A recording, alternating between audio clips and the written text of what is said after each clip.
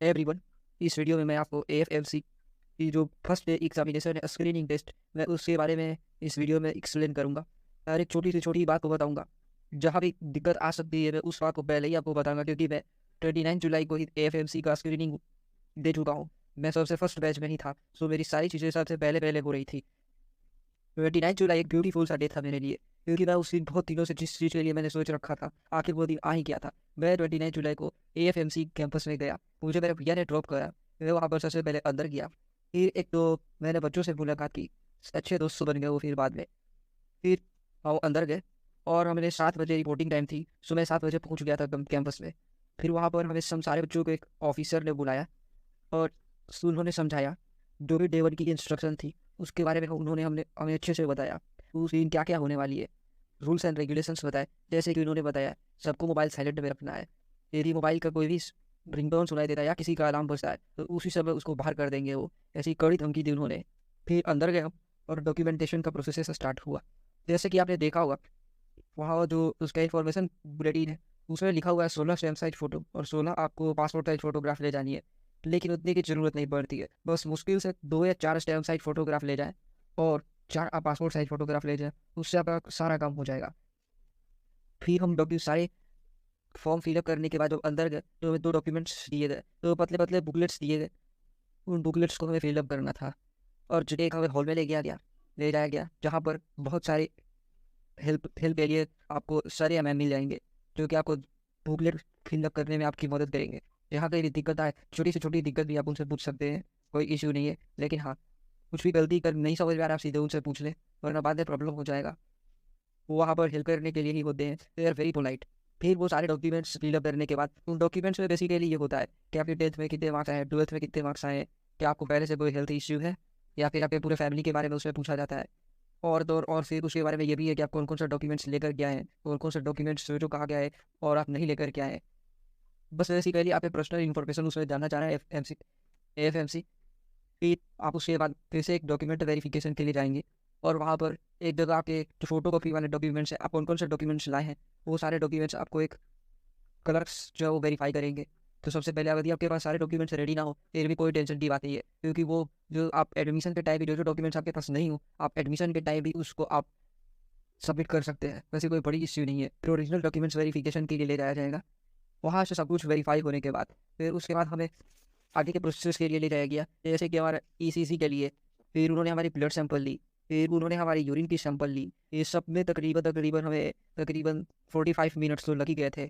सो हमारी जो साइकोलॉजी, उसके बाद हमारी साइकोलॉजी असिस्मेंट तकरीबन 11:45 तो हो ही गए थे। जिन्हें नहीं पता साइकोलॉजी असिस्मेंट टेस्ट में बता दूँ, इसमें आपके सामने 60 क्वेश्चन होंगे और उन 60 क्वेश्चन के थ्रू जो एएफएमसी है वो आपके साइकोलॉजी के बारे में जानना चाहता है। आप किस विचारधारा के हैं, आपके थॉट्स क्या है। वो जैसे कि एक क्वेश्चन में आपको बताऊँ, फॉर एग्जांपल उसमें लिखा हो you like to compete your opponent rather than hating them. इसके ऑप्शंस होंगे strongly disagree, disagree, neutral, agree, completely agree. इसमें से आपको एक ऑप्शन जो सेलेक्ट करने होंगे। वैसे तो जैसा मुझे लगा कि इसका कोई टाइम लिमिट नहीं होता है, क्योंकि एक सर आए और शुरू में उन्होंने बोला कि आपके एकदम 30 मिनट्स में कंप्लीट होंगे पैट का। उसके बाद एक दूसरी मैम आई, वो बोली 20 मिनट। फिर एक और सर आए और वो बोले 15 मिनट। उनकी इन बातों से लग रहा था जैसे कि कोई टाइम का लिमिट ही नहीं है पैट के एग्जाम के लिए। और हाँ, उन्होंने शुरू में ही हमसे बोला था एक बार आप क्वेश्चंस को सीरियल वाइज करते रहे, रिव्यू बिल्कुल भी नहीं करना है। जैसे कि आप फर्स्ट नंबर क्वेश्चन कर रहे हैं, आपके स्क्रीन के ऊपर 4 क्वेश्चन होंगे, आपने चारों को अटेम्प्ट कर दिया, उसके बाद आप दूसरी पेज पर गए और दूसरे पेज से फिर फर्स्ट पेज पर आप नहीं आ सकते हैं। हमारे में एक बालक ने ऐसा ही करा, पूरे 60 क्वेश्चन को उसने अटेम्प्ट करा और फिर उसके बाद रिव्यू करने लगा। उसी समय एक ऑफिसर ने देख लिया और उसे एक अलग अलग कंप्यूटर सिस्टम पर बिठा करके पूरा एग्जाम फिर से दिलाया। सो इस बात का ध्यान रखिए कि यदि आप रिव्यू कर भी रहे हैं तो कोई ना देखे। मैं तो कहूँगा रिव्यू करना ही क्यों, एक बार में जो उसे आराम से फिलअप करे, क्योंकि टाइम लिमिट तो कोई है ही नहीं। ये जो साइकोलॉजी की रिपोर्ट है, ये रिपोर्ट आपके रिपोर्ट जो है वो इंटरव्यू के टाइम आपको वहाँ पर एटलीस्ट 500 दिखेंगे इंटरव्यूअर्स आपको, जिसमें मेरे टाइम 3 ब्रिगेडियर्स थे, एक डीन थे और एक साइकोलॉजी की मैम थी। वो मुझे लगता है साइकोलॉजी की जो मैम थी उन्होंने सारे बच्चों की रिपोर्ट्स रख रखी थी, ये साइकोलॉजी असिस्टेंट टेस्ट वाला, और उसके अकॉर्डिंग वो जो भी क्वेश्चन पूछ रही थी वो पैट के से जो साइकोलॉजी सर आपके चीज़ें उनको मालूम पड़ी है उसके अकॉर्डिंग वो क्वेश्चन पूछ रही थी। फिर हमें इसके बाद साइकोलॉजी असिस्टेंट टेस्ट के बाद एक दूसरी जगह ले जाया गया, जहाँ पर हमारे प्री इंटरव्यू होनी थी। फिर वहाँ पर एक नेवी के ऑफिसर बैठे हुए थे एक कमरे में, और बारी बारी से हमें ले जाया गया प्री इंटरव्यू के लिए। मैं जब प्री इंटरव्यू के लिए गया तो उन्होंने पूछा आप कहाँ से आए हो, आपका नाम क्या है, आपके फादर क्या करते हैं, वगैरह वगैरह, बस नॉर्मल क्वेश्चंस, जस्ट कि आपको जो रियल वाला इंटरव्यू है उसमें कोई प्रॉब्लम ना हो, आप थोड़े से कंफर्ट में आ जाए, बस और कुछ भी नहीं है।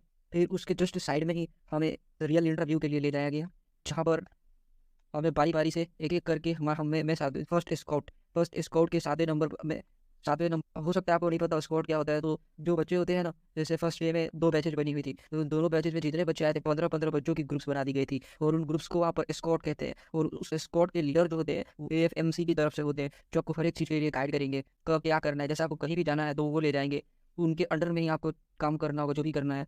वो भी काफ़ी अच्छे फ्रेंडली होते हैं, कभी भी कोई प्रॉब्लम हो तो उस समय आप उनको कॉल करके उनसे हेल्प ले सकते हैं कुछ भी। फिर उसके बाद हमें इंटरव्यू के लिए ले जाया गया, मेरा नंबर 7वें नंबर पर था। फिर वो समय आया तो मैं इंटरव्यू के लिए खड़ जा रहा था, अंदर से तो थोड़ी सी नर्वसनेस थी, बट लेकिन थोड़ा कॉन्फिडेंस भी था, नीट में अच्छा स्कोर जो लाया था। फिर उसके बाद मैं परमिशन लेकर के इंटरव्यूअर के सामने अंदर गया, जैसे डोर से इंटर करा, इंटरव्यूअर्स ने अपने आप ही बोला बैठ जाओ आप। उसके बाद मैं बैठा, एक्चुअली मैं माइक से थोड़े से दूरी पर बैठा था, इस वजह से सही से आवाज़ नहीं आ रहा था, आवाज़ जा नहीं रहा था इंटरव्यूअर्स के पास। तो उन्होंने बोला थोड़ा सा पास आ जाओ, आप खाकर नहीं आए हो क्या, थोड़ा सा लाउडली बोलो। वो सारे बहुत ही फ्रेंडली थे। फिर मेरी इंटरव्यू स्टार्ट, मैंने बोला हाँ सर, हाँ खाकर क्या आया हुआ, वही ब्रेकफास्ट करा। फिर उन्होंने पूछा क्या आपने ब्रेकफास्ट करा, मैंने कहा सर मैंने पोहे ब्रेकफास्ट में खाए। फिर उन्होंने पूछा आपका घर कहाँ है, आप कहाँ से हो। फिर मैंने बताया उनको मैं बिहार से बिलोंग करता हूँ, और अपने डिस्ट्रिक्ट का नाम बताया। फिर उसके बाद उन्होंने एक दूसरे ऑफिसर, एक नेवी के ऑफिसर थे, उन्होंने पूछा आपकी हॉबीज़ क्या क्या है। मैंने बोला सर मेरी हॉबीज़ है योगा करना, मैं दूसरों को योगा के लिए मोटिवेट करता हूँ, और मेरी हॉबी है बैडमिंटन और नेचर फोटोग्राफी और साइकिलिंग वगैरह, ये सारे हॉबीज़ हैं। फिर एक दूसरे ने पूछा कि आप नेचर फोटोग्राफी करते हैं तो आपने फ़ोटोज़ क्लिक करे हैं, कैसे कैसे फ़ोटोज़ क्लिक करे हैं। तो मैंने बोला सर मैं जो जैसे कोई ट्रीज़ पर बर्ड्स बैठी हुई हैं और यदि फ़ोटो अच्छा लगता है तो उनको मैं क्लिक करता हूँ। फिर उन्होंने पूछा आपको बर्ड्स की टाइप्स बताइए थोड़े से, तो मैंने उनको कुछ बर्ड्स की नेम्स बताए।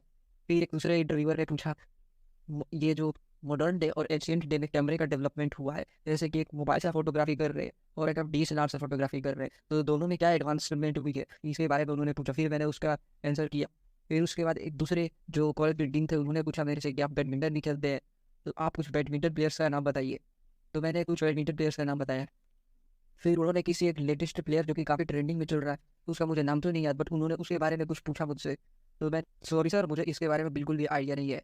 फिर उसके बाद एक दूसरे इंटरव्यूअर ने मेरे से पूछा आप फिर एक दूसरे इंटरव्यूअर्स ने पूछा मेरे से आप अभी हाल फिलहाल 18 साल के हुए हैं, तो आपको क्या लगता है आपकी क्या क्या रिस्पॉन्सिबिलिटी आई है आपके ऊपर, क्या क्या चेंज हुआ है आपके अंदर।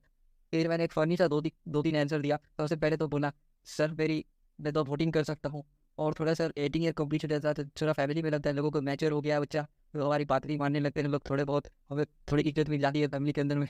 मेरे बोलते ही सारे इंटरव्यूअर्स जो थे वो थोड़े से हंसने लगे। फिर उसके बाद कहा ये तो चलिए ठीक है। अब ये उसके बाद उन्होंने पूछा आप बिहार से बिलोंग करते हैं, आप कभी आपको कुछ बिहार में चेंज करना हुआ तो आप क्या करना चाहेंगे। मैंने बोला सर मैं जैसा कि मैं बिहार से बिलोंग करता हूँ, वहाँ पर पटना सिटी, मैंने कहा पटना सिटी में सर बहुत सी चेंजेस की ज़रूरत है, जैसे कि जो पटना सिटी है वो, मैंने बोला वर्ल्ड में टॉप 10 पॉल्यूटेड सिटीज़ में आता है। वहीं पर मुझे साइकोलॉजी वाली मैम ने रोका, कहा कि मैंने तो ऐसा नहीं पढ़ा। फिर मैंने कहा सॉरी मैम मेरे से मिस्टेक हो गया, वो एशिया में टॉप 10 में आता है। फिर उसके बाद बात आगे बढ़ी, फिर वहाँ कहा हाँ हाँ ठीक है, फिर ये आप ये बताइए आप कैसे वहाँ का पोल्यूशन कंट्रोल करना चाहेंगे। तो मैं हाँ सर वहाँ पर आसपास हम रोड के किनारे पेड़ लगा सकते हैं, जैसे सर मैं आ रहा था रास्ते में तो देखा पुणे में हर रोड के किनारे ढेरों पेड़ लगी हुई है, और पटना में सर ये चीज़ें मिसिंग है। तो मैं सबसे पहले तो वहाँ पर पेड़ लगाना चाहूँगा रोड के किनारे, जिससे कि बहुत हद तक जो नॉइज़ पोल्यूशन है उसको कंट्रोल करे जा सके, जो कैसे ग्रीन मफलर वर्क करेंगे। फिर और एक दो क्वेश्चंस पूछा सबने मिलकर, क्योंकि मुझे याद तो नहीं आ रहा अभी, बट और उसके बाद मैं वहाँ से मुझे जाने को बोला बोला थैंक यू, आपने अपना बहुत ही वैल्यूएबल टाइम हमारे साथ हमें दिया, इसके लिए थैंक यू। फिर मैं भी उनको थैंक यू बोला और वहाँ से फिर आ गया। फिर वहाँ से आया, उसके बाद मैं वहाँ कैंटीन गया, और वहाँ पर सारे मेरे फ्रेंड्स जो थे, जो सुबह से 12 बजे तक ऑलमोस्ट फ्रेंड ही बन गए थे मेरे स्काउट के मेंबर्स। तो मैं उनके साथ गया, मैं उनके साथ लंच किया, और उसके बाद फिर हमें वहाँ से जाने के लिए बोला, तो फिर हम वहाँ से निकल गए। फिर लंच किया हमने, और फिर वहाँ से हमें डेंटल चेकअप के लिए ले गया गया। तो फिर हमें वहाँ से एक डेंटल जो उनके हॉस्पिटल के अंदर ही जो डेंटल चैम्बर है वहाँ ले गया गया हमें, जहाँ पर हमारी डेंटल चेकअप हुई। एक्चुअली मैंने ब्रेसेस लगा रखे थे दांत में, तो हमारी डेंटल तो सब कुछ सही थी, दांत मेरे बिल्कुल सही थे, लेकिन डेंटल सर ने बोला तुझे फीड नहीं कर सकता जब तक से तू ब्रेसेस ना निकाल के आएगा।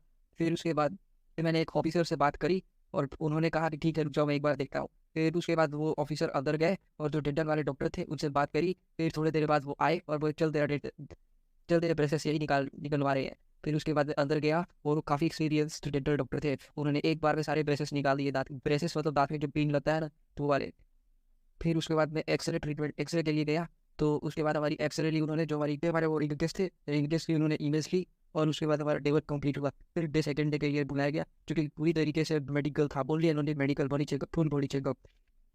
मेडिकल के बारे में नेक्स्ट वीडियो में बताऊंगा, क्योंकि ये वीडियो फिर बहुत ही ज़्यादा लंबी हो जाएगी। सो जिनका भी मेडिकल नहीं हुआ है और सेकेंड वीडियो मिस ना करे, बहुत ही ज़्यादा इंपॉर्टेंट वीडियो है वो। Thanks for watching. I hope आपका भी इंटरव्यू और बैक दोनों ही बहुत ही अच्छे से जाए। Wish you all the best. See you in the next video.